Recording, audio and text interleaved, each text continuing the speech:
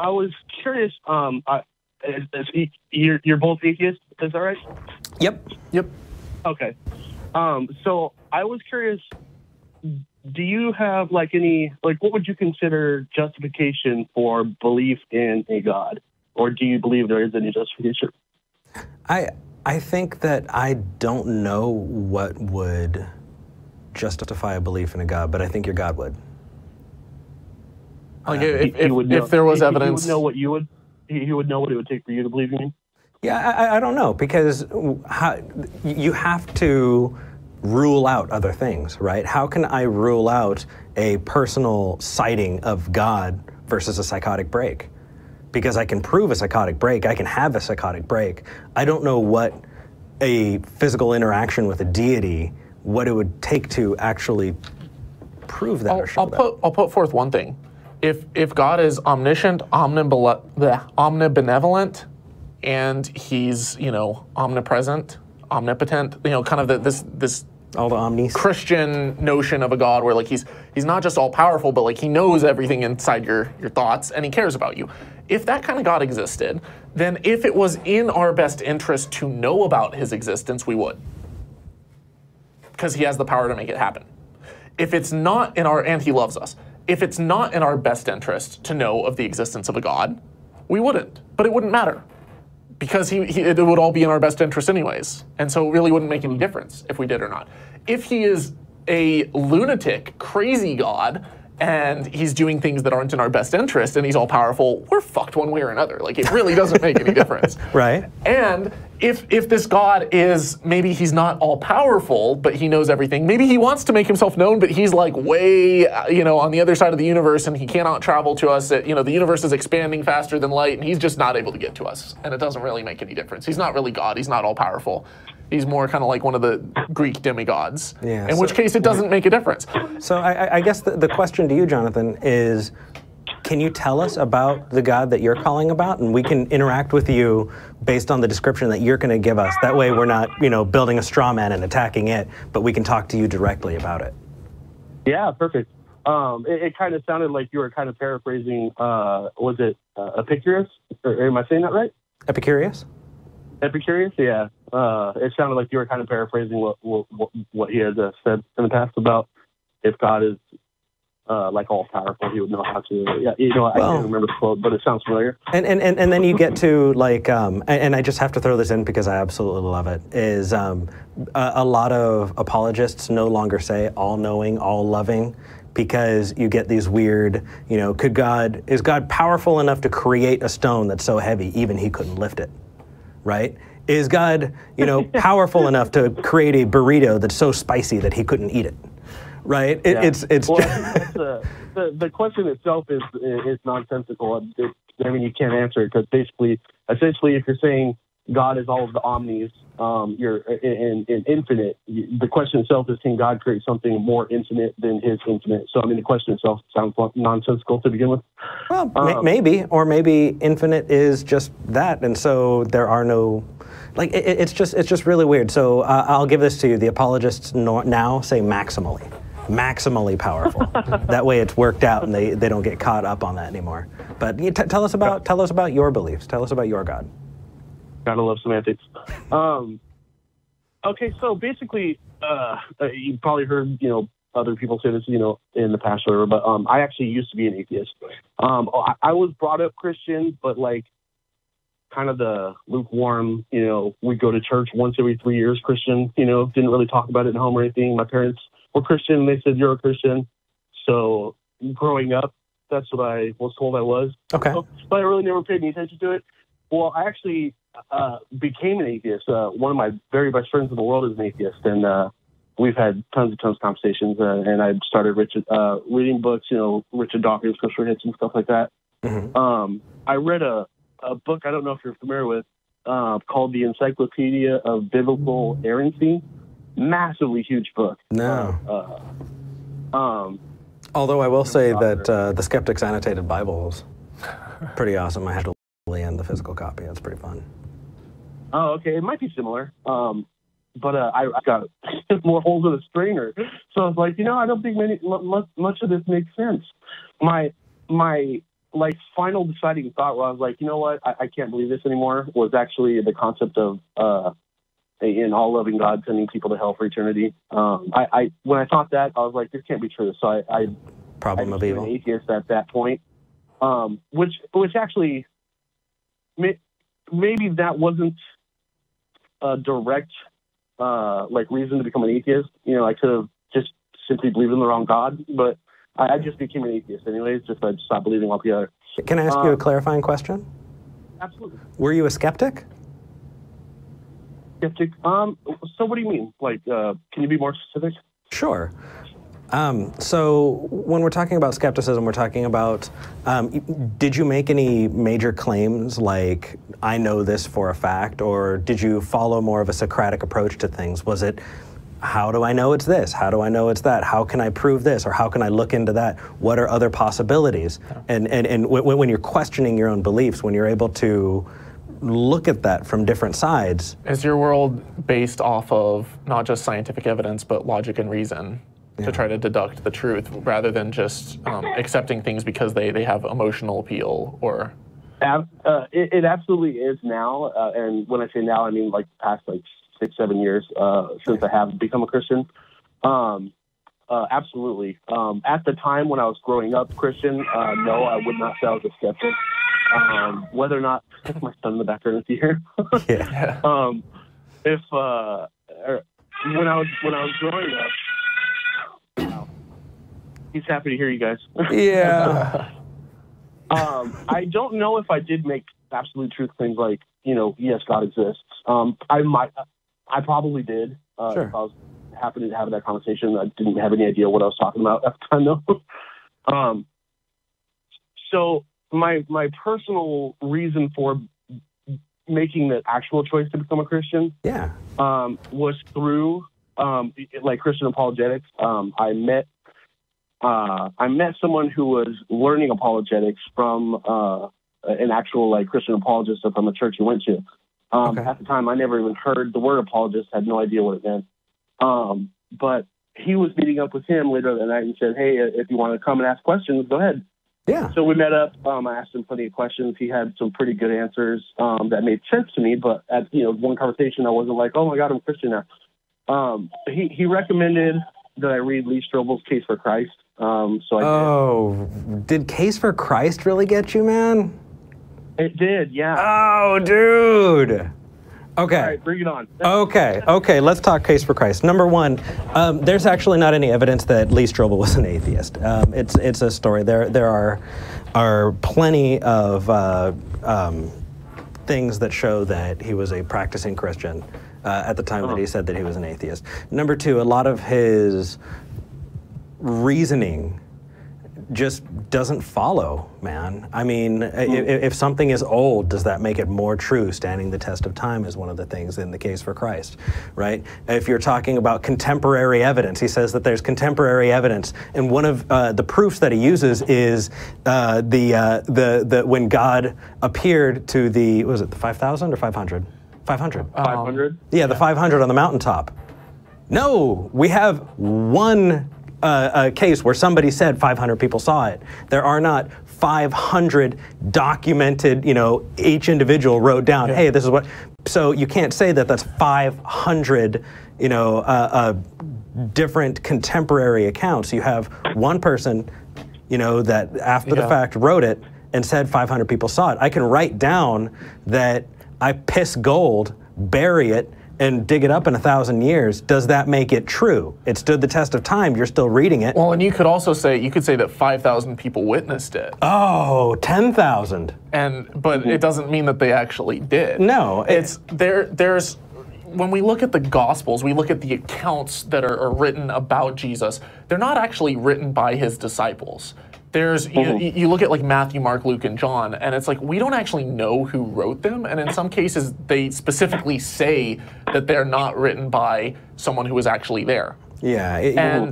And so you start getting it, and then like the first time that they appear, we have like these tiny fragments that appear from I think like P52 or something that's like one of the earliest fragments, and there's this tiny little thing from like John, and it appears like 50 years after Christ allegedly died.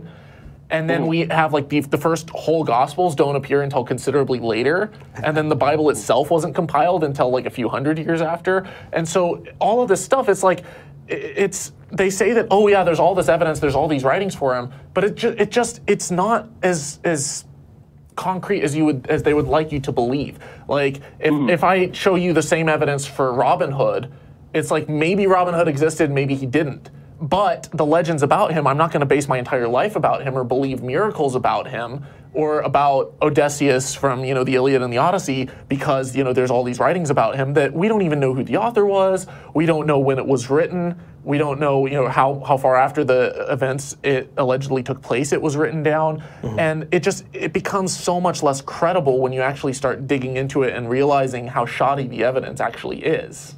But sure. And I'd like to add in, if you were to, well, I'll tell you exactly what I'm going to do. There are plenty of examples of contemporary people who said that they were deities, right? Cult leaders and other religions that have sparked off from Christianity, Christian-adjacent religions like Mormonism and Jehovah's Witnesses, who claim to have made prophecies, who claimed to have performed miracles, and that there are documented cases of people saying they saw those things and writing them down. And in the case of Mormonism and Jehovah's Witnesses, we still have the writings by the people who said that they saw them. It's close enough in our recent history for us to have that evidence. How do you think that those people were prophesying? Do you think that those were holy people, that they were God incarnate or whatever the case may be? How do you determine that versus another? And, in the case of God revealing to the 500, that was Old Testament. That's when most, It's Jonathan, thousands of years. You said your name was Jonathan? It is Jonathan, yeah. Jonathan, like kind of I'm sorry, go ahead. Are you familiar with Satya Sai Baba? With who? There was an Indian guru that lived in the 20th century. I think he may have died in the 21st, but basically during all of our lifetimes. And he claimed to perform miracles. He would pull these little ash pellets out of thin air, like a magician would do, and allegedly raised the dead and did all this different stuff. And he has millions of followers even to this day, despite the fact that he predicted when he would die and he got the date wrong. And this guy doesn't, I love the way that Sam Harris puts it when talking about him. He says he doesn't even merit an hour on the Discovery Channel. And yet, when you push it back a couple thousand years to Jesus, you have this story that there's no video evidence of him, like we have of Satya Sai Baba. There's no, firsthand accounts that we have of him. There's no contemporary accounts. There's no secular accounts of Jesus that we know of. There's this tiny little phrase in Josephus that's thought to be a forgery. And yet, you have all this evidence of Satya Sai Baba, and yet nobody, none of us, we laugh at that when we hear this. We're like, how the heck does this guy have millions of followers that, he's obviously a charlatan. This is obviously BS. Well, maybe we're strawmanning Jonathan. Jonathan, was that a proof that convinced you, or was it something else? Maybe we're on a trail that we shouldn't be. What convinced you about the book by Lee Strobel that, yeah, go ahead.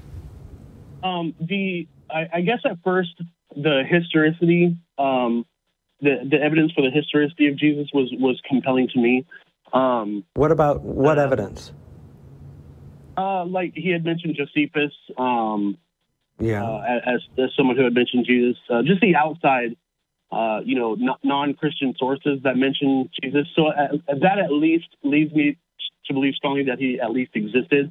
Has nothing to do whether or not he was God or raised from the dead or anything like that. Just that was the first step. Okay, I believe that history can demonstrate that Jesus existed, at least enough for me to believe it. Or that someone named Jesus existed. If you look at the writings of Flavius Josephus, it talks about, number one, it was not at the time, it was after the fact, and number two is referencing a Jesus who was brother to James.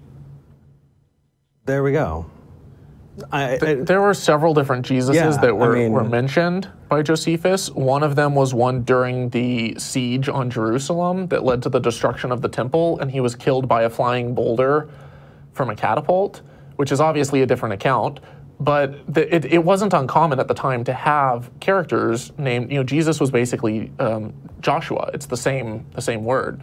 And yeah, it was a common name. Yeah, and they're basically, they were expecting a Messiah, and it was really common for people to come and to pose as prophets and whatnot. I don't, just like there is today. But even if I completely grant you that Jesus existed, which by the way I'm not a mythicist, to me it doesn't matter. Like it really doesn't matter if Jesus existed or didn't. I think that there probably was some guy named Jesus. I can't prove it or disprove it. I have some evidence from showing that he did, and then I've got mythicists who he's dead, for the record. But it makes no difference to me. The existence of Jesus, there's tons and tons of characters throughout history who have been emperors who have claimed to be gods. I believe that they probably existed, but I don't believe that they were gods. Okay. Right, and you probably because you don't have a good reason to. Sure. So what's your good reason? What you would consider a good reason for yourself? Because obviously, evidence is evidence, for everyone, but I guess it's subjective to a sense. Not proof. Proof is conclusive. Well, I mean, you have to apportion your belief to the evidence. And I mean, I can bring up something that may look like proof until we discover that maybe there's a third explanation that works even better. The best thing is to keep an open mind such that you apportion your belief to the evidence available. But not so open that your brains fall out. I love that quote. There's a quote by Christopher Hitchens that extraordinary claims require extraordinary evidence. And yeah, I think I'm pretty sure I read that. Was that in God Is Not Great, or was that in? That was in the God Delusion. Was it? Oh, that's Dawkins. That's Dawkins. Yeah, but I thought it was. It could have originated with Hitchens, but I know Dawkins popped it in there. But one way or the other, you also have to apply Occam's razor to something. Like, are you taking, this account appears decades after, Jesus allegedly lived by a non-witness that is putting forth these claims of miracles. Is it more rational to assume that someone got some details wrong, that they had an agenda, or that there was, that it was a fairy tale, just like we have, stories about Odysseus, about gods and crazy miracles and stuff that are happening? Or is it more likely to assume that all the laws of physics and nature suddenly just didn't apply back then, but they do today? And you asked me a second ago, what would it take to convince me? I actually did a video on this where I talk about prayer studies. And I talk about how even if we cannot measure the supernatural world, we should be able to measure its effects. I talked about this a second ago. Sagan. We're getting corrected. What? Oh, it was Sagan that initially said extraordinary claims require extraordinary evidence. Yeah. Okay, go ahead. I think it was Demon Haunted World, actually. I know that Hitch referenced it many times. But essentially, though, if you do a prayer study, you should be able to test the effects of the supernatural on the world. If it exists and God cares, we should be able to test it. You should be able to have this group, and we've done studies like this with thousands of people who are cardiac, who have cardiac arrest and have complications and stuff, and they'll measure recovery rates based off of a control group that isn't prayed for, a control group that's prayed for and doesn't know that they're being prayed for, and a control group that is prayed for and told that they're being prayed for. And the ones that know that they're being prayed for actually fared worse, and the ones that weren't prayed for and the ones that were but didn't know it, they fared exactly the same. There was no difference. And so something like that... I do understand all that stuff, and we probably agree on more than you guys might assume, because I say I'm a Christian. A lot of the stuff I am aware of, the prayer studies and stuff like that. To me, that's kind of like a side topic, whether or not prayer works, or well, I mean, obviously if there's no God, prayer doesn't work, but I guess if there's a God, whether prayer works or not, or if there's a God and he actually cares at all about anybody, these are all different questions. So basically, I guess to kind of break down how I was, persuaded to believe is the historicity of Jesus. Seemed the evidence that suggests that he is real or was real was convincing. The fact that the disciples accepted death rather than the recant they had seen him risen from the dead. Well, hold on. Quick pin in that. You know that there are stories of cult members following their leaders and drinking poison or ritually committing suicide Jim Jones, that are stuff like that, that are nowadays. Holy Kool-Aid is actually Kool-Aid. drinking the Kool-Aid. I mean, you can have people it's actually who Flavor Aid, but you can have. Yeah, I'm not saying that people don't die for what they believe. Okay, so why is it convincing to you that that God is true if people were willing to die for it? We're giving you examples of things where, I mean, unless you're assuming that those people were correct because they were willing to die for it as well, you're going to need to throw that out as a convincing piece of evidence, aren't you? Well, there's a difference between someone dying for what they believe and for someone dying for what they claim that they saw. No, because the cult members claimed that they saw it too.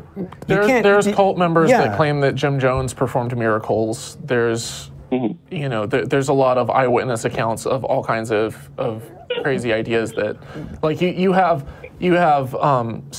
not serial killers, terrorists, like suicide bombers, who sometimes they'll have like a dream of the Prophet Muhammad or Allah or something, and they feel like they experienced it, they saw it firsthand, but it's still up here, and it's still, they're dying for something that they believe in. That, I could, we could get Matt Dillahunty in here and he could perform a magic trick and claim that it's a miracle if he's dishonest. And there are probably people out there who would actually believe that there's some supernatural element to it. That doesn't make it true. Being willing to die for a thing does not make it true. Absolutely, and I agree with that. Okay, so can you go back over that one more time? You said there's a difference between what? Between people who believe it and people who claim that they have seen it. So okay, so if I'm looking at it objectively, and I see a group of people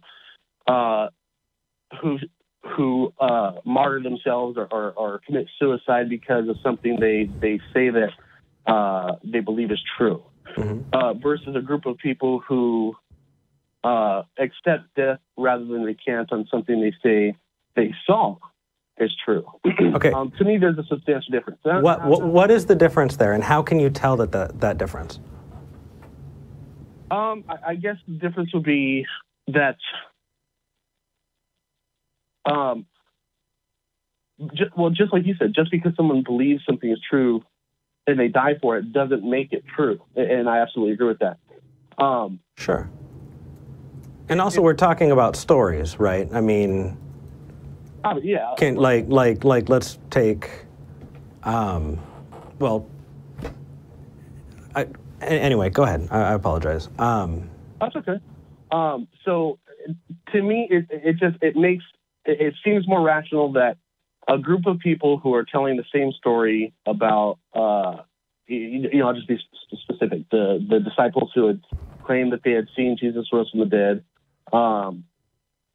that they all rather accept death than to say, okay, no, it's not true, it's a lie. Sure, so they all fully believed. Like, they really believed that they saw it.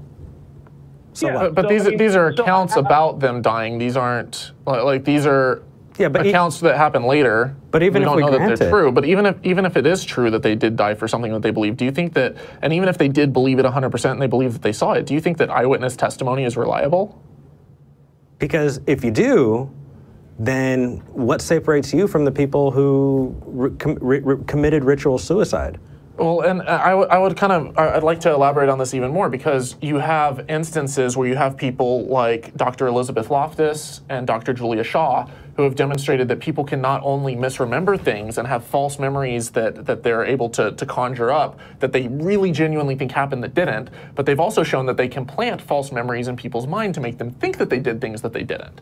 You have an entire organization called the Innocence Project that bases its work around helping people to get out of prison who've been wrongly incarcerated based off of eyewitness testimony, when then DNA evidence will come along and show that they weren't actually the one who committed a murder.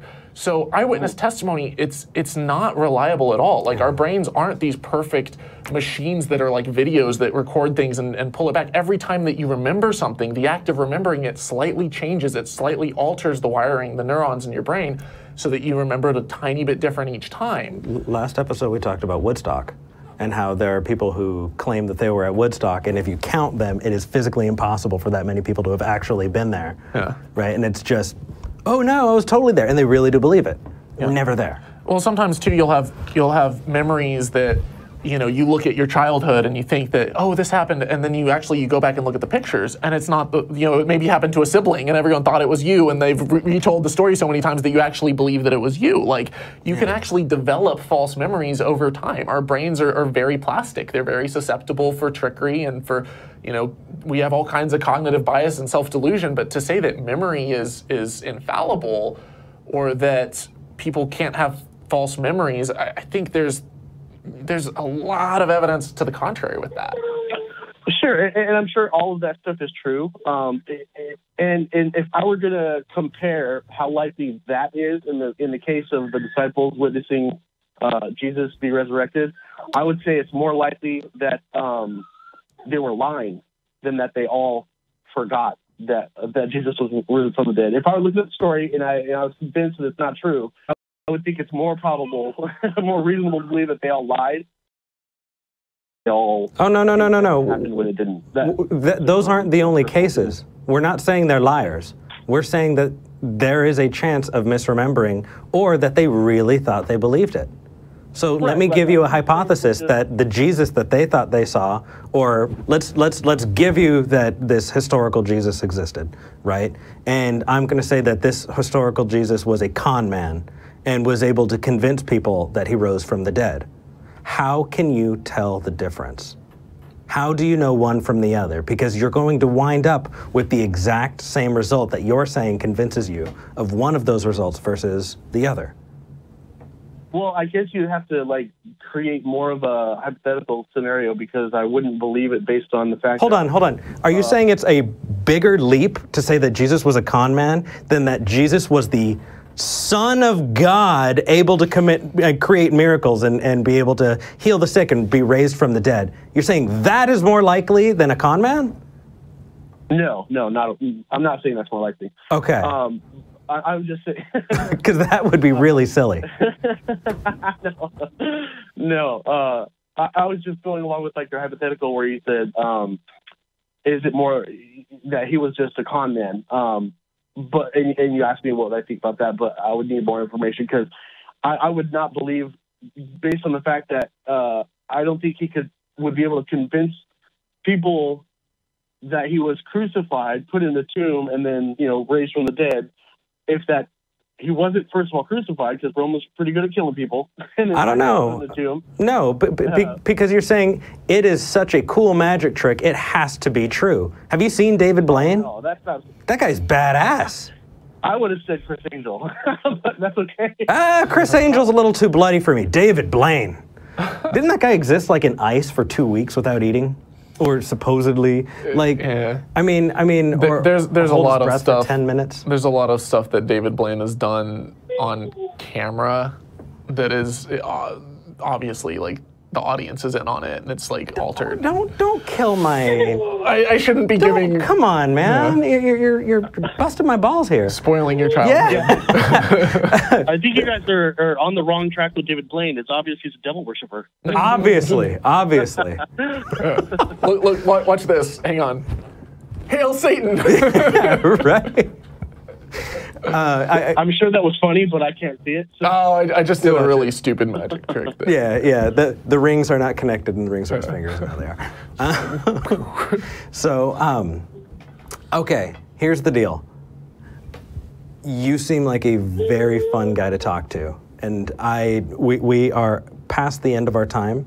I'd like to get to some other callers on our after show content for patrons, but I would not want to rob the audience of getting to talk to you.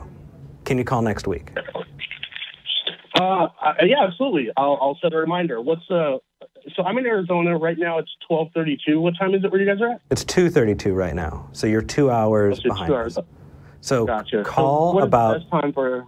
Call about 15 minutes before the show starts. So that's going to be 12:45 our time, which will be 10:45 your time. Okay. We're going to set aside, we're going to ask our call screener to write your name on a Post-it, and we're going to save a spot for you. So you call in, and we're going to have a spot for you. That's what makes you guys cool, man. You know what, man? I really appreciate you calling in. I would love.